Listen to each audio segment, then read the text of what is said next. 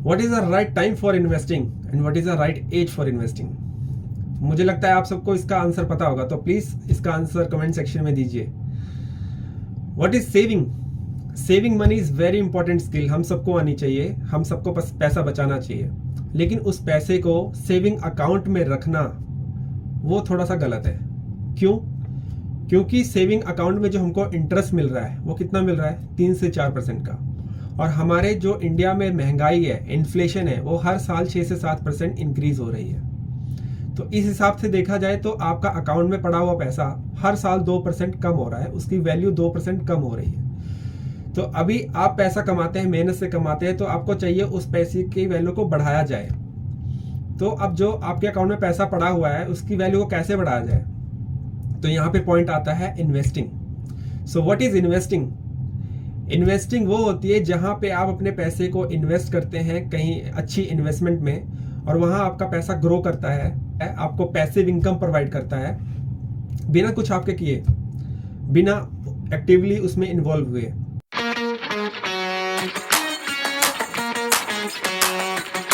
Hello guys, नमस्कार, my name is Vivek Mishra and welcome to my YouTube channel, जिसमें हम financials के रिलेटेड टॉपिक्स बनाते हैं और उस पर वीडियोस डालते हैं। तो thank you so much for giving so much love to my previous videos and आशा करता हूँ आप इसी तरह से अपना प्यार देते रहेंगे मेरे आने वाली वीडियोस को। और अगर आप चैनल पे नए हैं तो प्लीज़ चैनल को सब्सक्राइब कर लीजिए, लाइक कर लीजिए और बेल आइकन को क्लिक कर लीजिए, ताकि आने वाली जितनी भी वीडियोज़ हैं उनका नोटिफिकेशन आपको टाइम पर मिलता रहे। और प्लीज़ वीडियो में बने रहें शुरू से लेके अंत तक, क्योंकि मैं आज बहुत अच्छा कंटेंट लेके आया हूं जो आपके इन्वेस्टिंग की जर्नी को और भी ज़्यादा इम्प्रूव करने वाला है।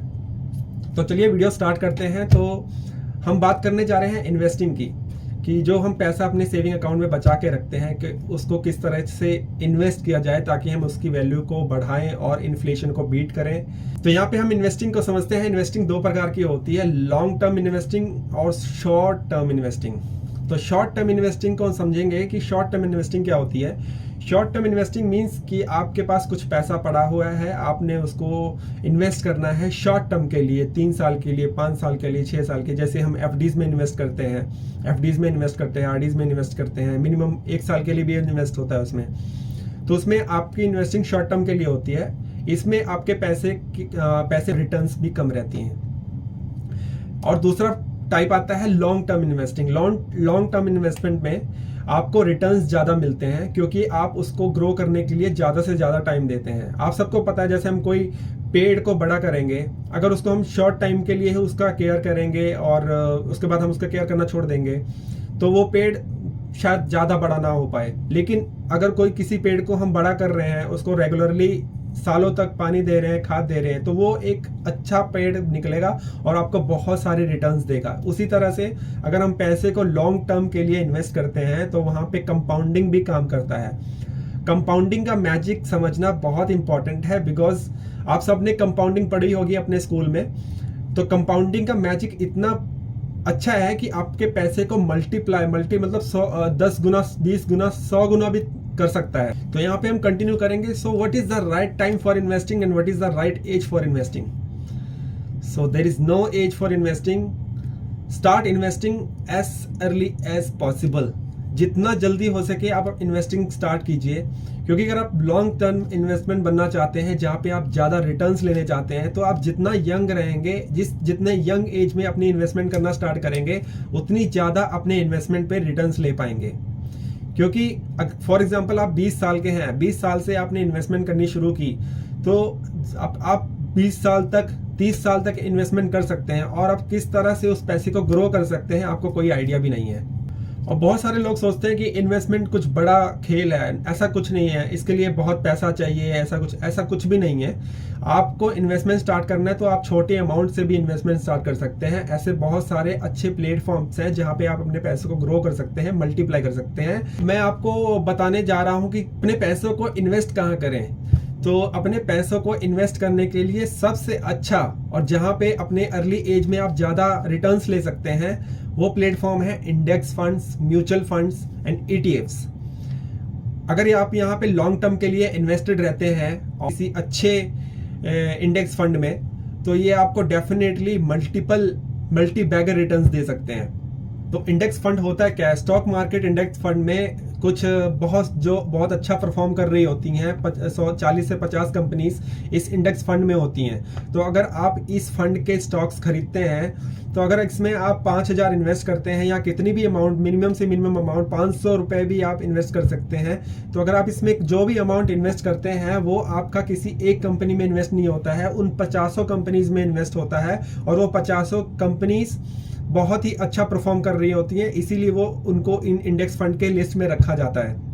अब म्यूचुअल फंड क्या होता है? म्यूचुअल फंड एक इन्वेस्टमेंट फर्म्स होती हैं जो आपका पैसा इन्हीं अलग अलग स्टॉक्स में, जो ब्लू चिप स्टॉक्स होते हैं, जो मार्केट में बहुत अच्छा परफॉर्म कर रहे होते हैं, आउट परफॉर्म कर रहे होते हैं, बहुत अच्छे रिटर्न्स दे चुके होते हैं 10 से या 20 सालों में, ये आपका पैसा उन्हीं कंपनीज में इन्वेस्ट करती है।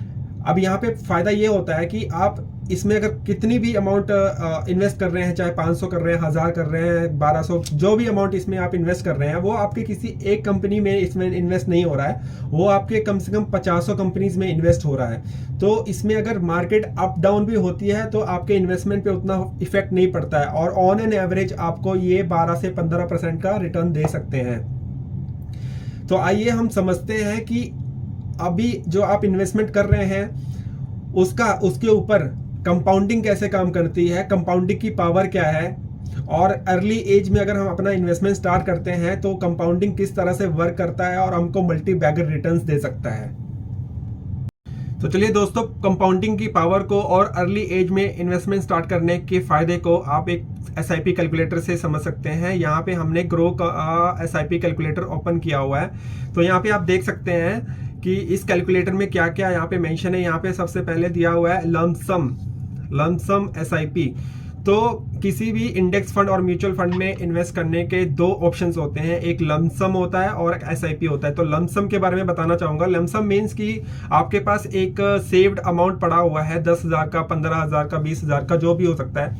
तो वो आप एक साथ इन्वेस्ट करना चाहते हैं किसी अच्छी फर्म में, चाहे वो इंडेक्स फंड हो, म्यूचुअल फंड हो, तो वहां पे आप इन्वेस्ट करना चाहते हैं। तो आप एक साथ उस पैसे को किसी अच्छे इन्वेस्टमेंट फर्म में इन्वेस्ट कर सकते हैं। और दूसरा ऑप्शन आता है कि SIP is like systematic investment plan.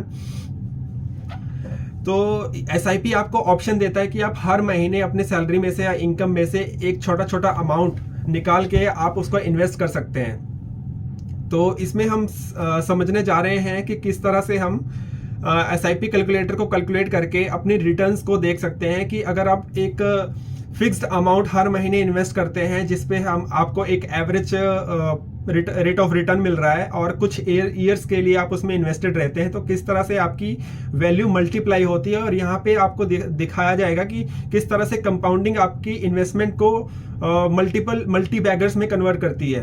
तो इस कैलकुलेटर में आप देख सकते हैं यहाँ पे ऑप्शन दिया हुआ है कि मंथली इन्वेस्टमेंट कितनी होनी चाहिए, एक्सपेक्टेड रेट ऑफ रिटर्न क्या हो सकता है, और टाइम पीरियड कितने साल के लिए आप इन्वेस्टेड रहना चाहते हैं। और फिर यहाँ पे इन्वेस्टेड अमाउंट बताएगा कि टोटल आपने कितना इन्वेस्ट किया और एस्टिमेटेड रिटर्न्स क्या आए आपके, और टोटल उसकी वैल्यू क्या बनती है। तो अभी हम इसमें सिलेक्ट करते हैं कि फॉर एग्जांपल लेते हैं कि आप महीने का, यहाँ पे फॉर एग्जांपल मंथली का 5,000 इन्वेस्ट करना चाहते हैं। यहाँ पे हम 5,000 सेलेक्ट कर लेते हैं। 5,000 सेलेक्ट कर लिया।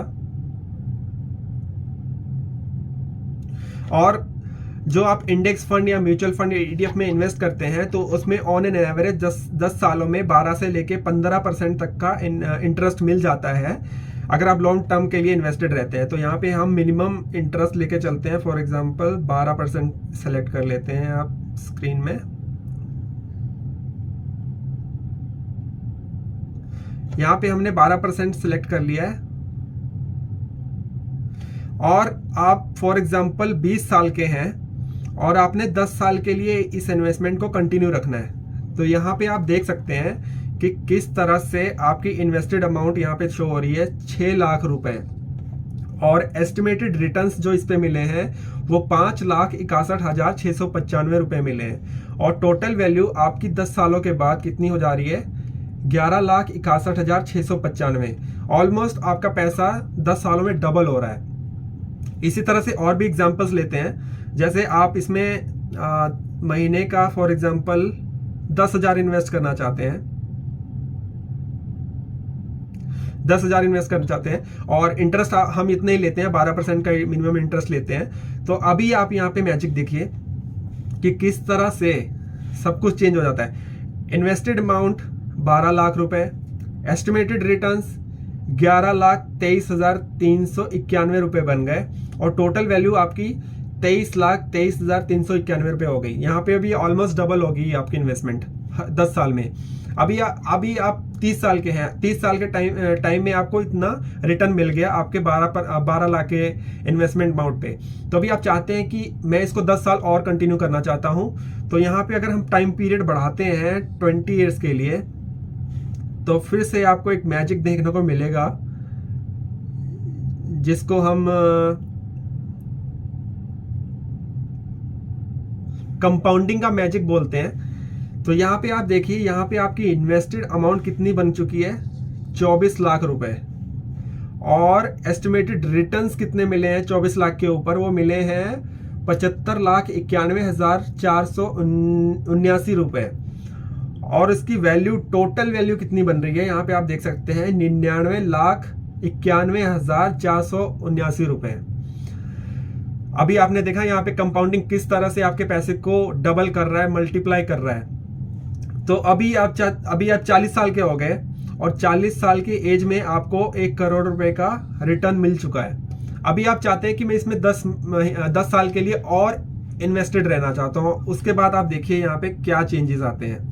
आपने इसकी वैल्यू टाइम पीरियड को इंक्रीज करके कर दिया 30 ईयर्स। तो यहाँ पे आप देखेंगे 10,000 की इन्वेस्टमेंट 12% के इंटरेस्ट पे 30 साल के लिए करने पे आपकी जो इन्वेस्टेड अमाउंट बन रही है दैट इज 36 लाख, और एस्टिमेटेड रिटर्न्स कितनी बन रही है, 3,16,99,138 रुपए, और टोटल वैल्यू आपकी बन रही है 3,52,99,130 रुपीज।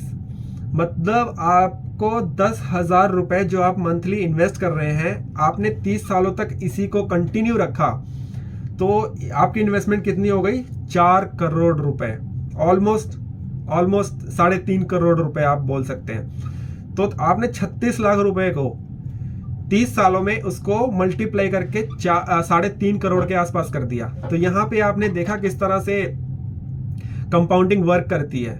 वॉरेन बफेट जो यूएसए के बहुत बड़े इन्वेस्टर हैं, उन्होंने कंपाउंडिंग को दुनिया का 8वां अजूबा बोला है। आपने शायद उस अजूबे के मैजिक को यहाँ पे देख चुके हैं। और अभी जरूरी नहीं है कि आप 10,000 ही इन्वेस्ट करें। तो यहाँ पे अगर हम अमाउंट को कम करते हैं, अमाउंट को थोड़ा हम कम भी कर सकते हैं। यहाँ पे जैसे हमने 3,000 लिया, 3,000 तो मतलब नौकरी करने वाला कोई भी इंसान इन्वेस्ट कर सकता है 3,000। तो 3,000 करने के बाद भी 3,000 की इन्वेस्टमेंट हर महीने 12% के इंटरेस्ट पे, टाइम पीरियड लिया हमने 30 साल का। तो इसमें आपने टोटल कितना इन्वेस्ट किया है, इसमें आपने टोटल इन्वेस्ट किया है 10,80,000, और इसकी एस्टिमेटेड रिटर्न बन रही है 95,09,741, और टोटल वैल्यू बन रही है 1,05,79,791। तो कंपाउंडिंग का मैजिक इस तरह से काम करता है। तो प्लीज कंपाउंडिंग को समझिए, और जितना यंग हो आप उतनी जल्दी आप इन्वेस्टमेंट स्टार्ट कीजिए। तो दोस्तों आपने देखा किस तरह से आपकी इन्वेस्टमेंट किस तरह से मल्टीप्लाई होके कितनी बड़ी अमाउंट बन चुकी। तो इसी तरह से अगर आप कंपाउंडिंग को समझ सकते हैं और अपनी SIP कर सकते हैं किसी अच्छे इन्वेस्टमेंट में, इंडेक्स फंड में, म्यूचुअल फंड्स में, ETF में, उससे पहले आप अपने फाइनेंशियल एडवाइजर से एडवाइस लीजिए कि किस में इन्वेस्ट करना चाहिए, कौन सा फंड आपके लिए अच्छा होगा। उसके हिसाब से आप जितना आप महीने का इन्वेस्ट करना चाहते हैं वो सेलेक्ट कर सकते हैं, और इस तरह से अपने पैसे को ग्रो कर सकते हैं और आगे बढ़ सकते हैं।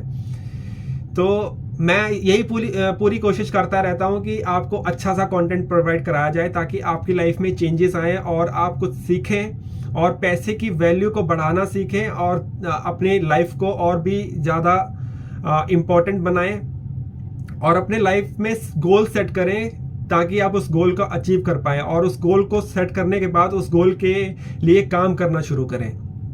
तो इस वीडियो में इतना ही, और वीडियो में बने रहने के लिए बहुत बहुत धन्यवाद। और प्लीज़ कमेंट कीजिए आपको और किस तरह के टॉपिक में इंटरेस्ट है, ताकि हम उस टॉपिक्स को सिलेक्ट करके उसके ऊपर वीडियो बनाना शुरू करें और आपको और भी अच्छे अच्छे कंटेंट प्रोवाइड करें। थैंक यू सो मच, और तब तक के लिए अपना ख्याल रखें, सीखते रहिए और खुश रहिए। जय हिंद, जय भारत, धन्यवाद।